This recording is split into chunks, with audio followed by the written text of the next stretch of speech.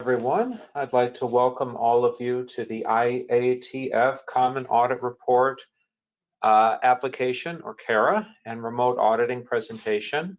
My name is Joseph Krolikowski. I am a veto power reviewer for Perry Johnson Registrars.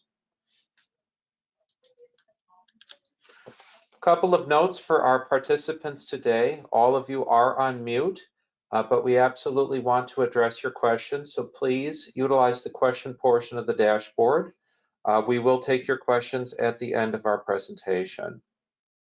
One of the more common questions that we get is whether or not the presentation will be made available after we're finished.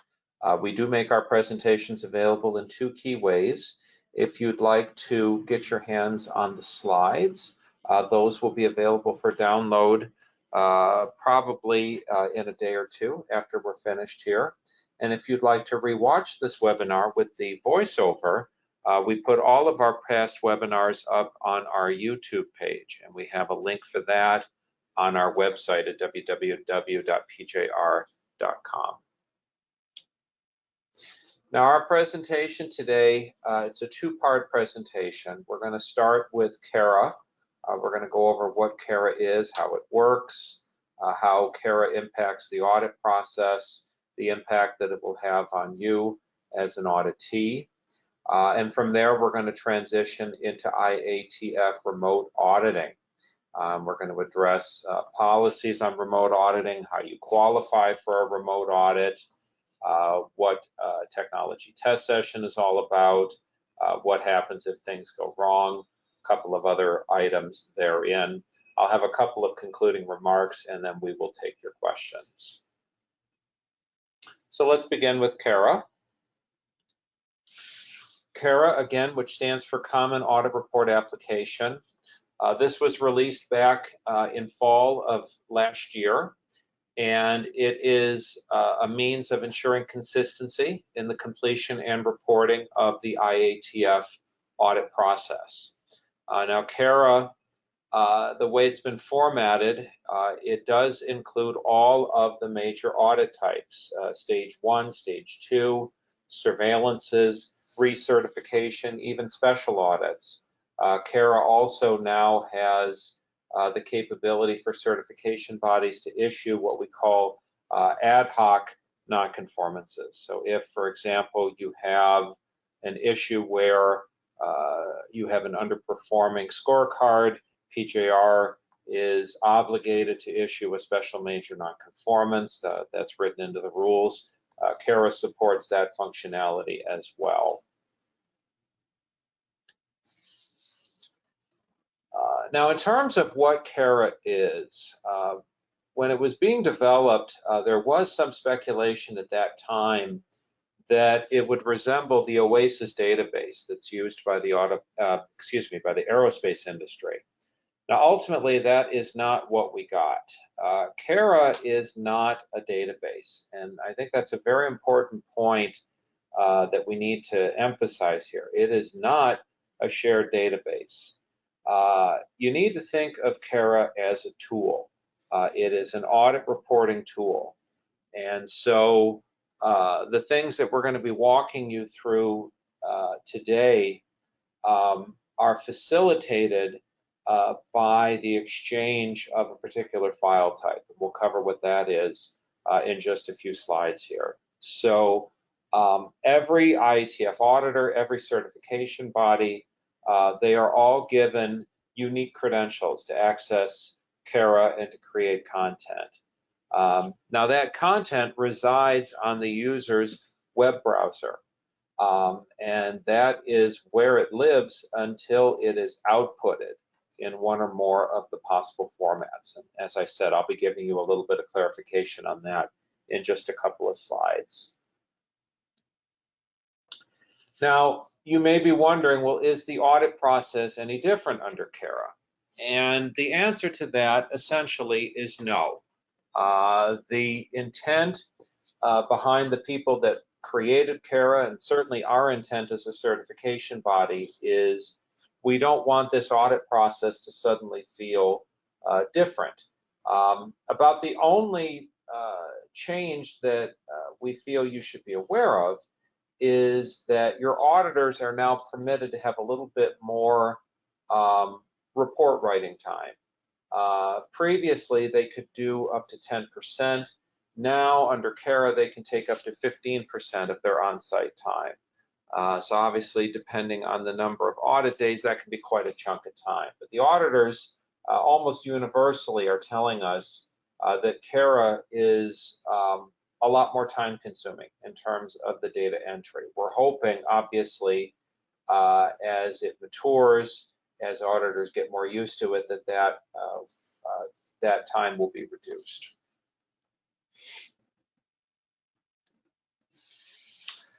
Now, obviously, the big change for you, our clients, is going to be in responding to nonconformances.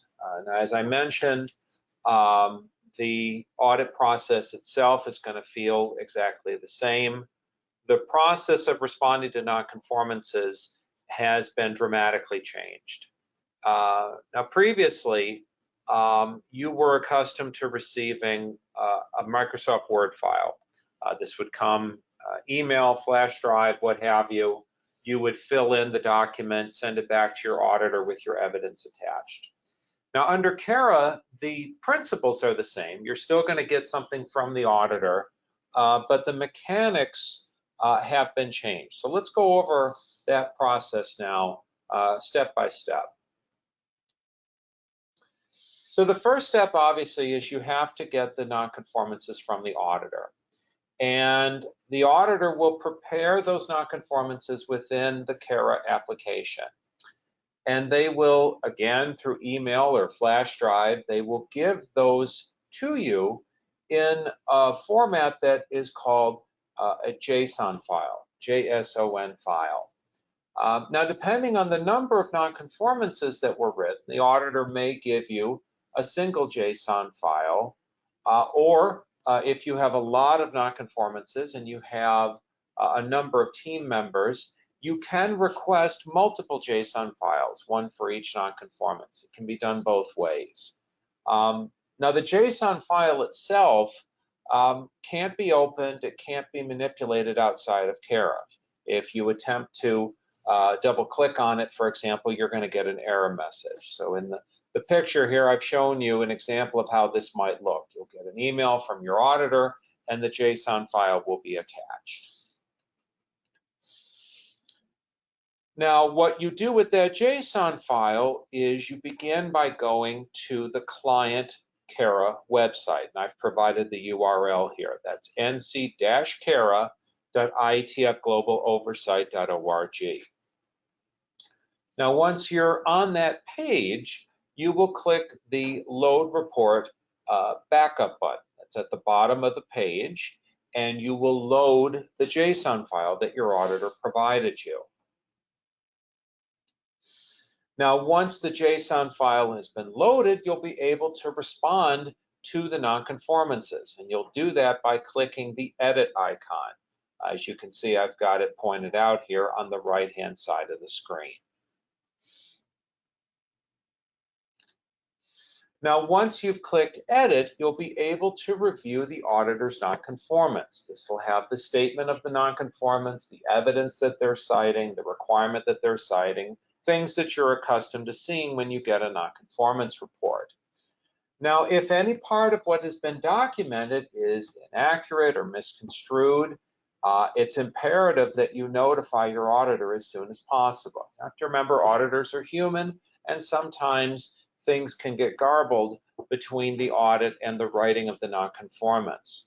Now, if the auditor has their facts straight, but you just don't agree with the nonconformance, remember that you have up to 15 calendar days from the end of the audit to file a dispute with PJR. And we do provide a quick turnaround on any disputed nonconformances. Now, from there, assuming that the nonconformance is understood and agreed to, you are required to provide the following for your response. To begin with, your correction. Now, some folks refer to this as containment. This needs to include timing and responsible party.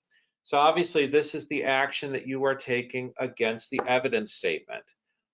So, you know, if the auditor found that there was an uncalibrated gauge, well, the correction is going to be to calibrate the gauge.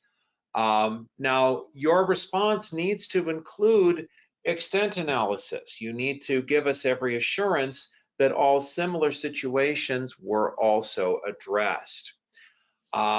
Also, they talk about evidence of implementation. There's a separate tab for that. Now, what this needs to be is a reference to any related document numbers, training records, etc., that apply to the correction. There's going to be a second evidence of implementation field for corrective action. Now, please note that this is not the actual evidence items itself. It's a description. The intent behind having you describe the evidence that you're providing is to ease the auditor's review of these items. Now, I'll be pointing out to you where the actual evidence needs to go in just a couple of slides here. Now, the next 4 items all pertain to root cause. The first of these is root cause analysis. Now, this is actually a new item in spite of the name. It's actually not intended to show the root cause result, but the analysis of the cause. Additionally, if you have, for example, a fishbone diagram or a root cause checklist or something that you used to perform the cause analysis, that can be attached under root cause analysis files. That is optional, of course. Your ultimate root cause should be documented under the field entitled root cause result. This is going to be the final established cause or causes for the cited issue. And again, there is a separate space for you to provide any files associated with that root cause result. Again, the files are optional in this particular step. Now, from there, we begin with corrective action. The field is entitled Systemic Corrective Action. And just like before with the correction, you need to specify timing and responsible persons. There is a space, again, for you to provide evidence of implementation. This is where you're going to, again, describe the evidence that you are providing and correlate it to your corrective action statement. And then finally, we have evidence of implementation files. Now, this is the space where you are going to attach the evidence that you are providing to support your correction and corrective action statements. Now, CARA only supports the upload of JPEG and PDF files.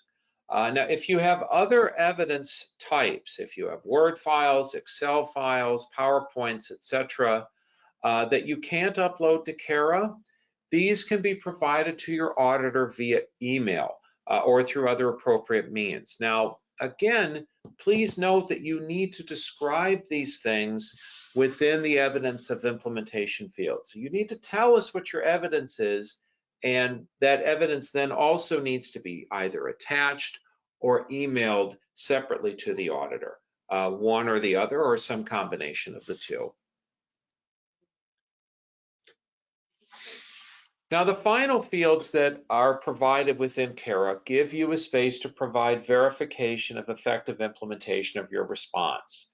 Now, this should be treated in the same way as you would treat a verification of an internal corrective action. What did you do to verify that the corrective action was fully implemented and effective? And again, there is a field for providing related evidence of this activity, and that field is again optional.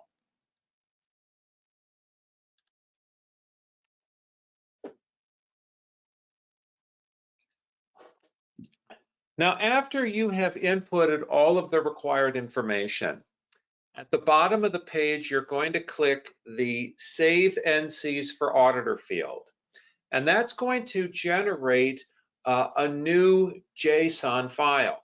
and that JSON file is going to be sent back to the auditor for their review and approval. Now, we recommend that you also use the print report feature to output a PDF file for your own records. Now, as you're doing this, be certain that you are looking for the mandatory fields as you're filling in your response. Now, these have to have content filled in, and the way you'll know what they are is you'll spot a red outlined box. If you go up and down the page when you're filling in your response and you are seeing a red outline box, that means that you have not provided one or more pieces of required information. So you need to figure out what the report's asking you to provide and provide that information.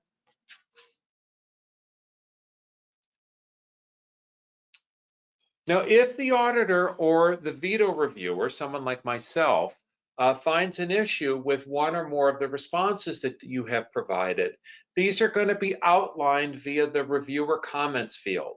I've shown an example of what this looks like below. Now, those comments will be shared with you through an updated JSON file, prepared through the same process that we just discussed.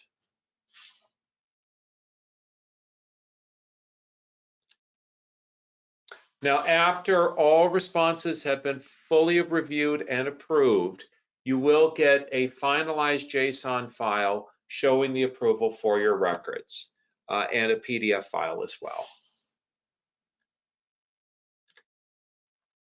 Now, some of our clients have been asking if they can still use their own format for recording responses. In the past, you were able to do that for nonconformances that were prepared within PJR's workbook.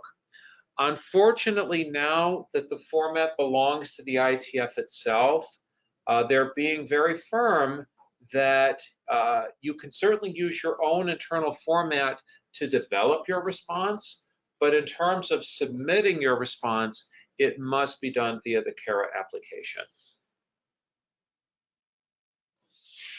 Now, there are several resources available to you to try to walk you through this process if it's going to be your first time. To begin with, the IATF has a wiki information page. There's even a tutorial video that you'll find on that page. So I've provided the URL for that wiki page here below. In addition, I've personally created 2 training videos that walk the viewer through the basic steps of interfacing with CARA. Now, those can be found at the following URLs. So if you want to do a screenshot of this page here, you can visit those URLs and learn a little bit more about interfacing with CARA. I'll leave the screen up here for just a couple of extra seconds for anyone that wants to do that.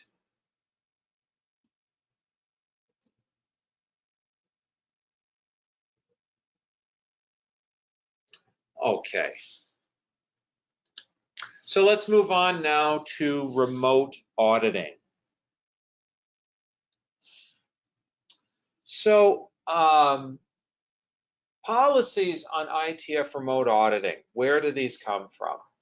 Well, the IATF has maintained a document throughout the pandemic entitled the IATF Global Waivers and Measures in Response to the Coronavirus Pandemic.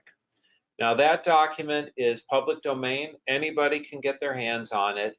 It's available at the IATF website, iatfglobaloversight.org, and I will be referring to that document extensively throughout our presentation as the IATF COVID memo. Now, you're probably wondering why it took so long for IATF to come around and allow remote auditing. The automotive industry was, to be blunt about it, the automotive industry was stubborn, and they held out on remote auditing longer than any other industry. They felt that remote auditing techniques would not constitute an effective audit and treated them with suspicion. It was not until October of 2020, under increasing pressure from various interested parties, the IATF finally changed their collective stance and announced that remote audits would be accepted. So who can qualify for a remote audit? Well, per the COVID memo, the only justification for an audit converting from on-site to remote is if it is demonstrably evident that a regular on-site audit will not be possible for reasons directly linked to the COVID-19 pandemic. So what do they mean by that? Well, if there is a government-mandated lockdown in which persons are not permitted to work outside of the home or engage in non-essential travel, if an organization has a no visitors policy out of an abundance of concern for their staff, these are examples of situations where the audit, on-site audit, is simply not possible, and it's tied directly to the pandemic. Now, if you fall into that category and you want to request a remote audit, the first thing that you need to do is contact your PJR scheduler and explain your reasoning. You will be sent a form entitled the F108 ICT IATF. This is the IATF Remote Audit Questionnaire. It is, that questionnaire has been formatted to make sure that PJR meets all of the requirements found in the COVID memo. Also, it's intended to help PJR do an effective job of planning for the remote audit. Section 1.2 of the COVID memo says that we have to have a documented agreement between ourselves and our client with regard to the remote audit. So this is part and parcel of making sure that we meet that requirement. So let's go ahead and take a look now at what is found in that F108 ICT IATF document. Now, the opening questions of the F108 ICT IATF, they talk about the technical aspects of how the remote audit is going to be facilitated. We start with software. Now, PJR has licenses, numerous licenses for GoToMeeting, and we can offer GoToMeeting to any client that wants it for a remote audit. Now, if there are alternative software formats, Microsoft Teams, Skype for Business, Google Meet, and so forth, these are certainly permitted, but if you choose to utilize those alternatives, you are going to be wholly responsible for ensuring their successful utilization. The hardware aspects are also discussed. Now remember, with hardware, we're talking computers, cell phones, body cameras, and so forth. You need to think in terms of both the production area and the non-production area, the administrative areas of your business. Remember that in an IATF audit, we always look at production. That's mandatory. And that doesn't change just because we're going to be doing the audit remotely. So when you fill in your response on hardware, you need to make sure that you're specifying what the hardware is going to be, both for the admin and for the office portions of the audit. Bear in mind also that you need to have sufficient Wi-Fi and or cell signal coverage for auditor real-time auditing in the production areas. So the office areas and the production areas are going to be looked at just like they would be in an on-site audit. Question 2 of the F108 ICT IATF asks about your ability to support a remote audit. Essentially, are all or at least most of your records in an electronic state so that it's seamless to review them in a remote setting. Now, we do have certain flexibility in that records can be scanned, but these must be as requested by the auditor. You cannot pre-screen or pre-select the evidence that the auditor is going to look at. It needs to be upon auditor request. So we've had, some clients will come to us and they'll say, well, some of these records, say inspection records, are hard copy, but we've got the ability to scan them and have them in the auditor's hands in 2 or 3 minutes. That's fine. That's absolutely fine if that is the arrangement. Question 3 asks if you're going to be actively manufacturing your product during the audit. Again, production is mandatory, so if you are shut down, that is going to be a concern. We're going to need to know about that here at headquarters, and in almost all likelihood, we are going to be rescheduling your audit. Now, questions 5 through 10 all pertain to gathering critical information so that we can make sure the audit time is going to be sufficient to review these items. So what are these items? Let's go over these items. Questions 5 through 7 pertain to situations where you had a shutdown. We need to know how long you were shut down, when you were shut down, and when you came back online, did you follow specific startup verification plans? Were there risks that you identified in resuming operations, and so forth? This is going to help the auditor plan some of their time in what they're going to be looking at. Question 8 talks about extraordinary measures that were taken. Did you have to outsource your manufacturing, for example? Our auditor may need to review the arrangements that you made and that you secured customer approvals in those cases. Question 9 talks about resources. Did you lose resources, either temporarily or permanently? We may need to review the impact that had on your scorecards, your KPIs, and so forth. Question 10 talks about changes that have been made to your day-to-day processes, any new safety protocols that you've established, cleaning times, things of that nature. Question 11 requires you to appoint an audit coordinator. This is a specific designation from the COVID memo, and it reads as follows. The coordinator manages connections, auditee availability, and technical issues throughout the entire audit. It may be necessary to have more than one coordinator, especially if there is more than one auditor, with parallel audits being done simultaneously. The COVID memo gives a little bit of further clarification.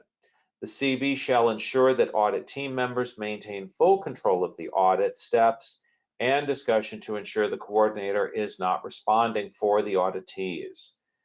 In general, you can think of the coordinator as the auditor's guide, just like if they were there on site, and therefore subject to all the same bylaws that are applied to guides, both by the IATF and ISO 17021-1 standard.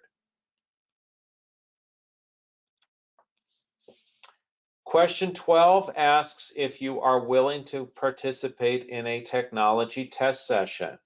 This is yet another item that is mandated by the COVID memo. It states that a technology test session needs to be performed between the client and audit team prior to the audit. Now, this next part is key. For all technology types to be used in all environments, facilities, and locations planned for the audit, including all areas of the manufacturing floor. The technology test session must include a short mock audit session for each environment to test the operation and effectiveness of the remote audit. Now, you'll note that the technology test session is being done between the client and the audit team, not the client and PJR. Obviously, we're not doing the audit ourselves, so for us to test the technology would not be value added for planning out the audit. Now, the final portion of the F108 ICT IATF gives you a place to provide a listing of your automotive customers and to let us know if they're operational or not. And again, this is geared towards appropriate audit planning. Now, there's two elements that are mentioned in the F108 ICT ITF that we should spend a few additional minutes on. Let's start with the Audit Coordinator. Now, remember that this party should be reasonably versed in the technical aspects of the remote interface to help facilitate the audit process. So they should know what they're doing with the hardware, with the software. But bear in mind that they cannot interject themselves into the interviews or attempt to select the audit samples on the auditor's behalf. The auditor maintains control of the audit at all times. And also, obviously, the technology test session. This needs to cover all support areas, all production areas, all administrative areas, all technology types, and testing of the backups. Basically, we need to have reasonable assurance that the remote audit will be successful. Also, bear in mind that the technology test session occurs outside of the actual audit process, days before in most cases.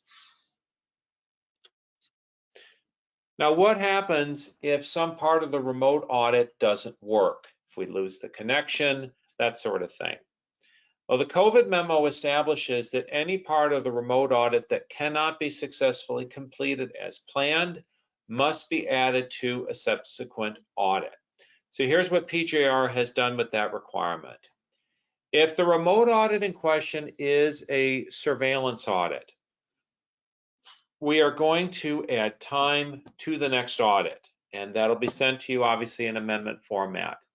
Now, if, on the other hand, the remote audit is a stage 2 or a recertification audit, in most cases, we're going to have to perform a second supplemental assessment to make up the difference in lost audit time.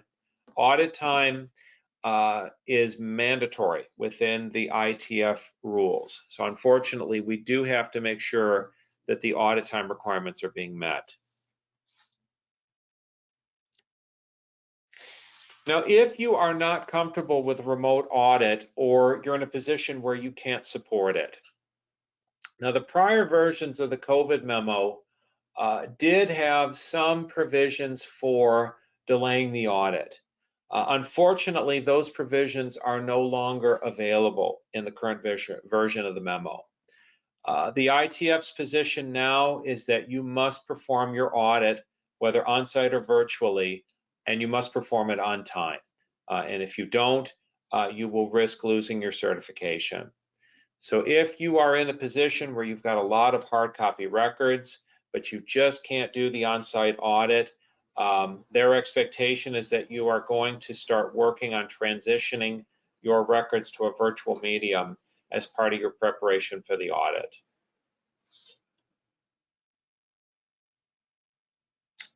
Now, I also want to assure you that PJR is a tenured provider of remote audits. We've been doing them for over a year now, essentially since the pandemic began. We have performed well in excess of 1,000 remote audits for a variety of schemes, including at this point, numerous audits for IATF.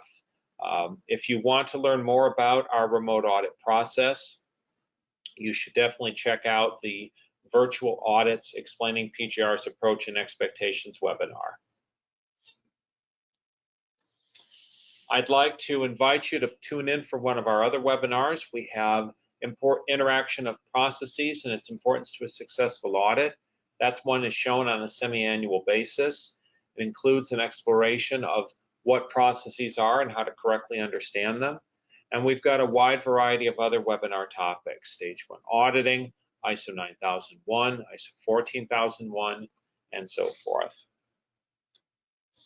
If you'd like to be kept informed of the latest news automatically, the best way for you to do that is to visit our website at www.pjr.com, enter the email address in the space at the bottom of the page, and click subscribe. You'll be opted in for future updates on new webinars, news updates on standards, and other points of information. I do thank you for your time. While I've got everyone's attention, we've been getting a certain amount of questions from our ITF clients on pending certificate expiries. I'd like to remind everyone that's joined us today that when the COVID memo was released last year, the IATF stated, among many other things, that all certificates were given a 6-month extension. So if you are up for certificate renewal this year and you have a certificate that is expiring, say, the end of next week, June 25th, remember that your certificate was given a 6-month extension by the IATF itself. So hopefully that makes a few of you breathe a bit easier at the moment. I'll go ahead and unlock the question portion of the dashboard and see if we have any questions from our audience today.